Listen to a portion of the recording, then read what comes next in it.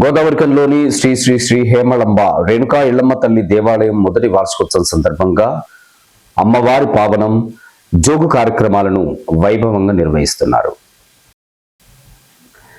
సందర్భంగా బుధవారం ఎన్టీపీసీ కృష్ణానగర్కు చెందిన మంత్రి మున్సిపల్ 3వ ward councillor Machidi Rajugoud, SRM constructions అధినేత మాచిడి మహేందర్ గౌడ్ల స్వగృహంలో వారికి జోగు అందజేశారు.